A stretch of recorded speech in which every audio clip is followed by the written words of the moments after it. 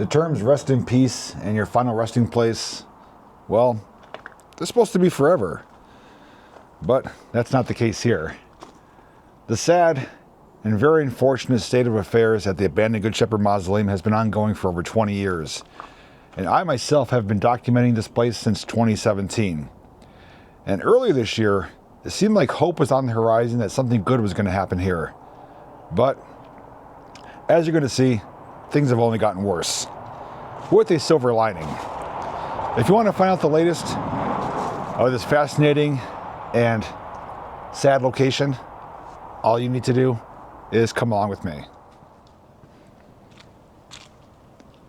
This is going to be your 2025 update of this unique location that is owned but abandoned and has a long, unfortunate history to it.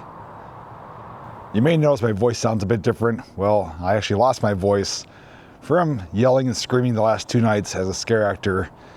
And since this video is coming out on Halloween night, well, I figure I'd do my part to look the part a little bit with my contacts that I wear for my scare acting part. So I just wanted to show you a little bit of what I do in the Halloween season. But as promised, I'm back here yet again to give an update. And before we explore, I just want to give you a really brief recap as to what's been taking place here. If you haven't already done so, please visit my playlist, which will be linked down below because it covers every visit here since 2017, including my initial visit, which covers the deep back history of this place. But basically, the long story short is that this place went up for tax sale, and a couple bought it. They bought it saying they didn't know it was a mausoleum in a cemetery. Once they found out, they said, "We don't want this. This is not what we purchased. We weren't made aware this is what was actually on the property." They filed a lawsuit, excuse me, I believe against the township, which they lost. And to this day, over 20 years later, they still own it. They live down in Florida right now, the owners, but they haven't put a single penny into this place. But when they purchased it, it was already in need of repair. And they had estimates done, I think the township in recent years, and it was going to be like over $60,000 just for the roof alone. But obviously, that's going to increase with inflation and the current times of our world. The couple basically forfeited their ownership, even though they technically own it, on paper. It's an abandoned state, according to news stations. And a news station actually was here summer of 2025 to give an update, which I'm going to link that video down below because what they showed was pretty shocking. Thankfully, someone took care of what they showed, but I'll mention that later. Anyways, since I've been documenting this place though, the building has gotten worse. Vandalism has taken place, which is not a surprise, mainly because the doors got locked up. When they weren't locked, there was no vandalism. On top of that, there's been volunteers and loved ones, members coming here, maintain the property. The field out to this left was like a jungle at one time. You couldn't even walk through it. And the property and the grounds have come a long way since I've been documenting this place. But there's also an individual who is, I guess you could say, dedicating, volunteering their time to help loved ones who are laid to rest here. So we're going to cover a few things, but let's start walking around. Check it out first. Hey guys, I want to jump in here really quick to talk to you briefly about my recent 360-degree video upload. I've had some mixed feedback on that video. Some good, some not so good, but mostly positive. But there's a few things I want to address that were mentioned in the comments and personally to me. Some people did experience some issues watching that type of video. They either didn't like having to move the screen around, which is understandable, it's not for everyone, but more so they were saying it was pixelated, it was choppy, it was buffering, it was blurry.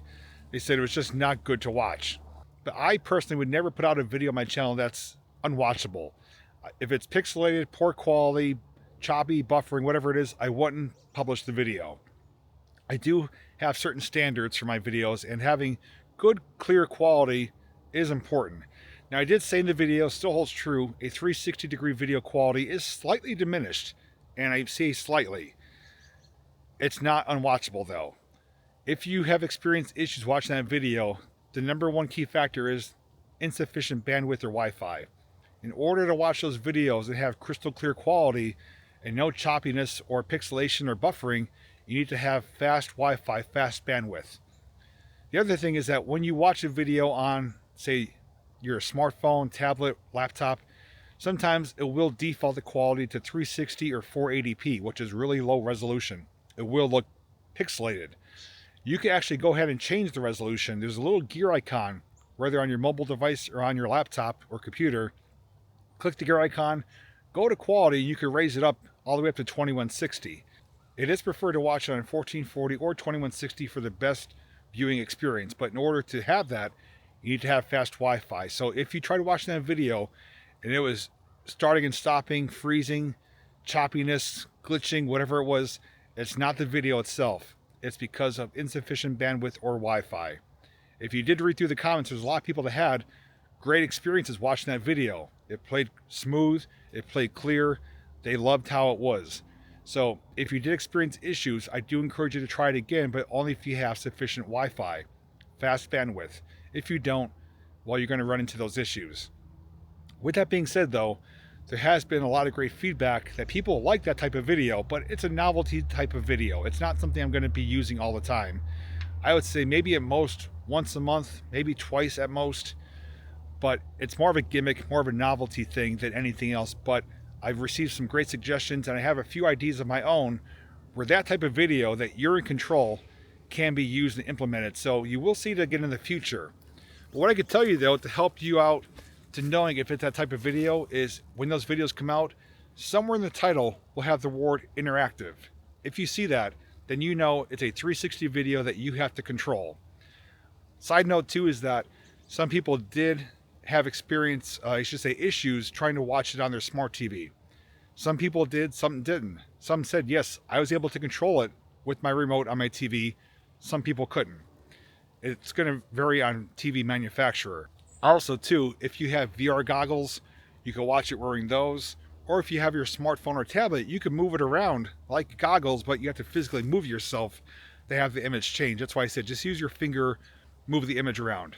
Hopefully that answers some questions and addressed any issues that you did have, but just rest assured, it's not video quality itself, it's just not enough bandwidth to watch that video. So if it's not for you, you don't want to watch those, not a problem at all. All my other videos will be traditional videos. Now, back to this video. Now, one thing I will be doing a little bit later is I brought my extendable pole 360 camera, and I'll give you some views of the roof and some other areas that we normally can't get to. And I guess we won't waste any time. We'll head inside and see what's going on. But the one thing I'm going to focus on once we come back out is right there. 2 pieces of paper that, well, that's the silver lining as to what's going on here. Okay, so I'm noticing the cable lock is now gone. Not sure if the township removed it or someone removed it themselves. And these flowers are now in place and they're wired to the door, so you can't open the door, I don't think. Yeah, it's wired with these flowers, but there is still obviously access right here made by people in the past. And I'm already seeing even worse circumstances on the inside. I've said in the past that I understand why the windows got broken. Not that I justify it, but I understand because that was locked up and, well, you weren't able to come inside. When that wasn't locked, none of this happened. I don't justify it, but I understand. But the thing I never understood was the vandalism and desecration of the stained glass. That is just non-excusable by any means. And it's just gotten worse each and every year.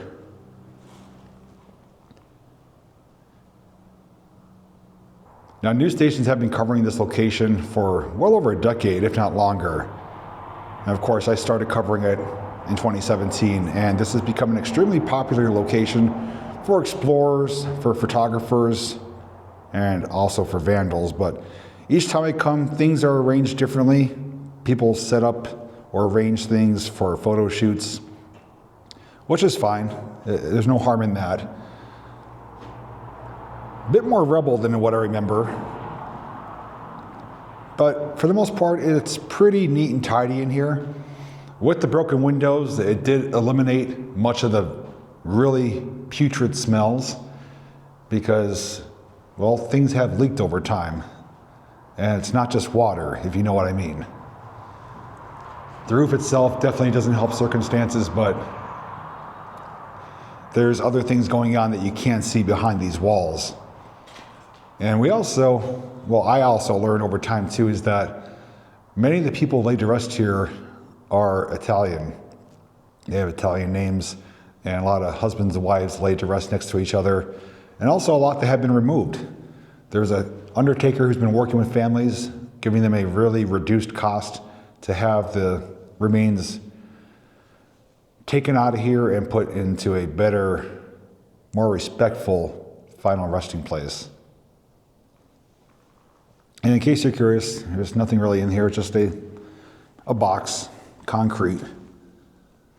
Casket would go inside a liner, like a tub, and then be slid into here. And that tub or that liner is to basically catch any drainage from the coffin itself. So as of right now, there's no smell at all, but that wasn't that case when I started first documenting here. Almost made you gag because there was mold in here. There's actually like nature's carpet, as I call it, growing on the carpet there. And of course, the heat, the containment of the stagnant air, it just made things, well, not good, to put it simply. Now, springtime of this year, I think it was April, I did a live stream from this location. I don't really do live streams anymore, and that live stream showed why. It wasn't the greatest quality, had some audio issues, but I did that live stream because I had some breaking news at that time. Earlier this year, an attorney reached out to me and was inquiring about information of this location, seeing if I knew anything else beyond what I've shared publicly, and if I had any contacts for certain individuals. And what he told me is that he was aware of a business or a company that was looking to come here and fix what was going on. Fix the roof, new windows, basically repair anything that had to be done to bring it up to standard, bring it up to its former glory. And when I heard that news, I'm like, that is fantastic, because that's what we've all been hoping for. That's one of the reasons I've been making these videos, is to bring attention to this place. Obviously, it brings some negative attention, but to also make it aware to people outside of the viewing area who maybe have contacts or someone that could help. Because, well, at this point, 20 years is a long time for nothing to be done. And I learned that the township can't do anything, and I heard for two different reasons. Maybe both are true, I don't know. But I heard they can't do anything with this property because, for one, they don't own it, so they don't have any rights to come here and do anything. The second thing I heard is that if they were to do anything, that they would have to take on responsibility, mainly financial responsibility. And that's a huge undertaking for a township that maybe doesn't have the funds available. So that's why nothing's been done yet. People have asked about GoFundMes and things like that. There's nothing I ever heard that came to fruition about coming up with money or funds to repair this place. But a company was showing interest in handling what had to be done here. But for whatever reason, which I'm not aware of, it never happened. Nothing has changed positively, only negatively as far as the structure and property itself. So I don't know if they didn't have any rights to do so. Maybe it was too much financially. I really don't know. But I do know this is still tied up in legal matters for nearly 2 decades now, because the couple in Florida just refuses to budge. And I don't think they can sell it because it's tied up in a legal matter. And I don't know if anyone would be wanting to buy it, having to take on this location. So the good news, the hope that we were hoping for, fell apart, and as the news station showed over the summer, the place has only gotten worse. And something happened that I didn't think would ever happen, but it did. and it's right outside the walls here. So we're gonna head out there next. Now, these are new to me. I don't remember seeing these, and I think I know who they're from because they were featured in the news story that was done here over the summer. There's an individual who is basically dedicating their time, volunteering their time to help families here. And it says, if you have a loved one buried either here inside the mausoleum or in the ground plots outside, I'd like to get in touch. Contact me at the email there. And it says, please remember, this is a resting place. If you visit, please be respectful. Take your trash with you or use the garbage bag in the corner, which is right inside the window there. Now, I'm not showing the email because I don't want this person getting spammed, but if they do reach out to me and want their email publicly listed, I'll put it in the pinned comments and or the description. Now, I'm not sure if that individual has any personal ties to this location with family members. Regardless if they do or don't, though, they are volunteering their time and listening to those who have family members laid to rest here. As I've already explained, there's people here that are laid to rest that have no surviving family members. No one to speak on their behalf. And my best guess for this location, as I said in the past, is that they should remove everyone out of here, lay them to rest in the field here, and be done with it. Stop having this fall apart year after year, get vandalized year after year. Give people a more proper, respectful final resting place. Still on the property, they're not leaving here physically, but get them out of the building, put them in the ground, because there's already people laid to rest over there and over here to my left side as well.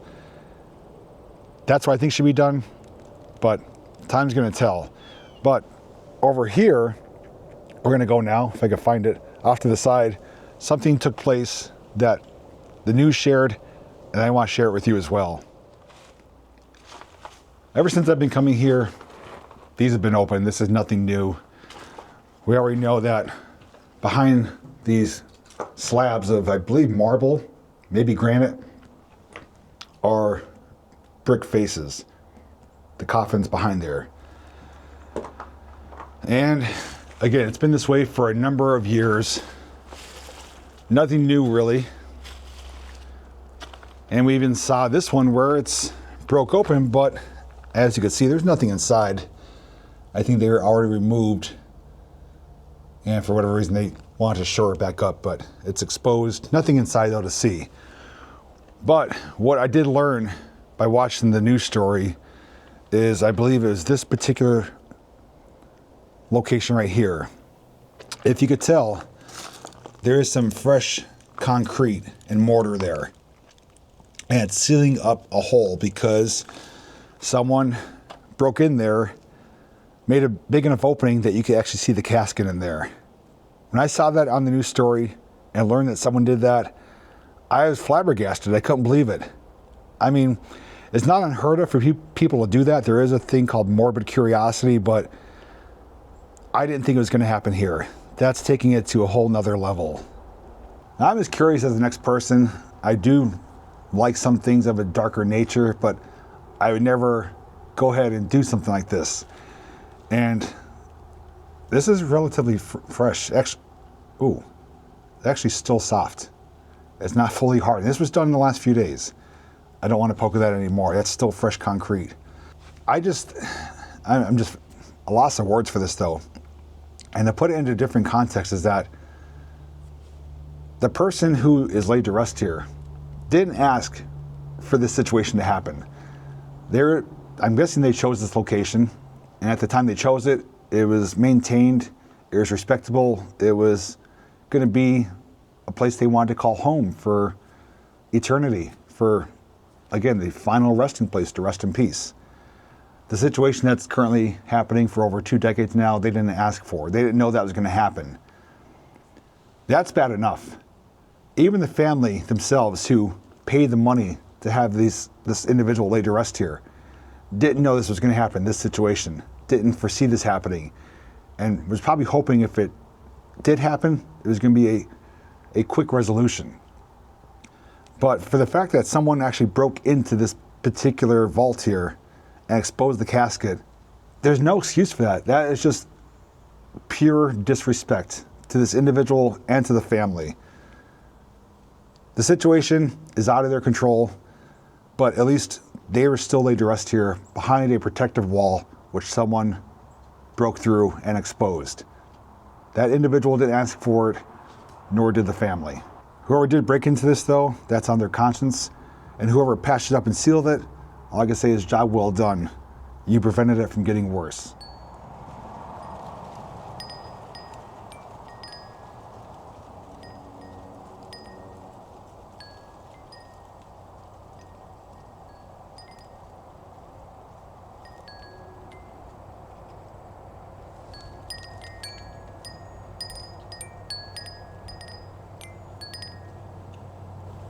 It's nice to see some of these are still being decorated and maintained for different holidays and for the person's individual's likes. Carrie Ann. I'm believing this was a child. There's a woman with a lamb there, and I think the lamb signifies like a newborn or a child. And also the teddy bear and other things kind of help signify that as well. Some veterans laid to rest here as well. And even part of this property was really overgrown for a certain time. And it's come a long ways. So some good has come out of this unfortunate situation.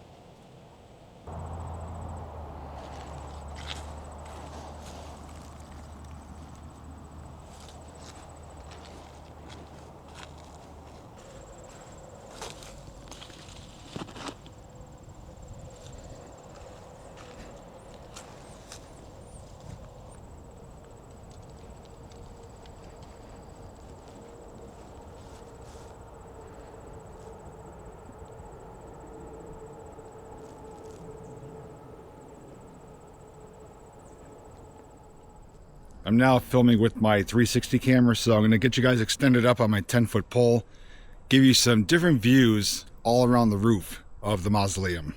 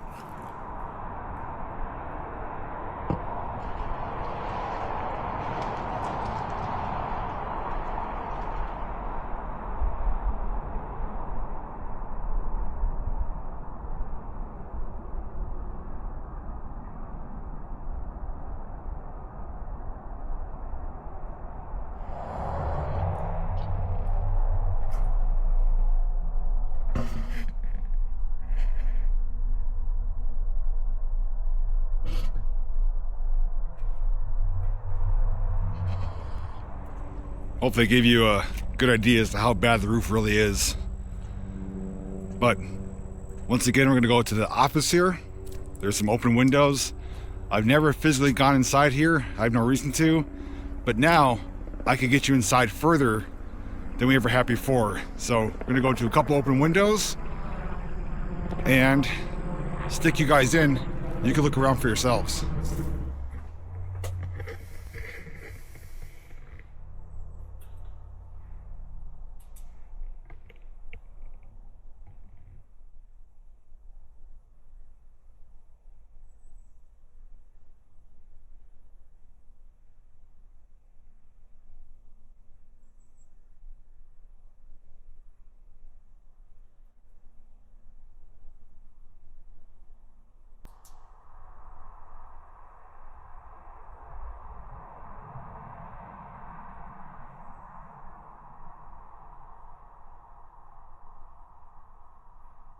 In case you're wondering, it smells just how it looks.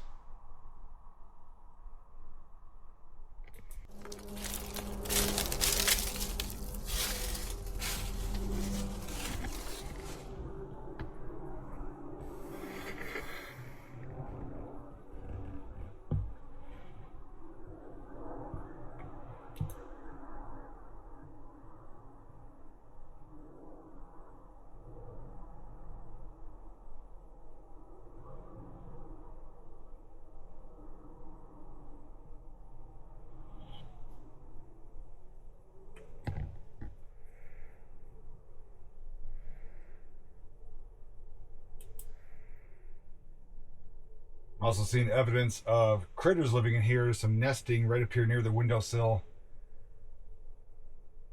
And it's moldy as all heck. It smells pretty bad. And you can see the mold itself on the walls everywhere. Roof is shot on this place. This place can't be saved. It's too far gone.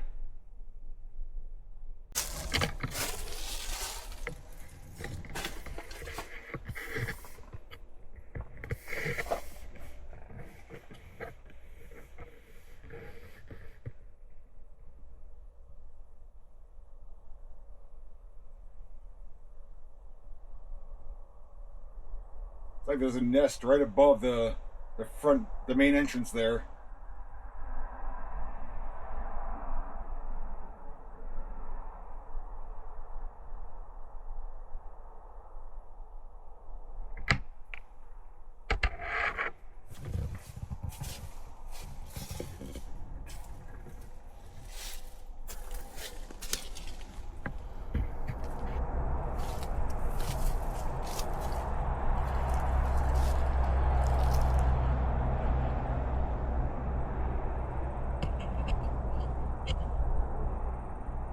Well, the old saying holds true.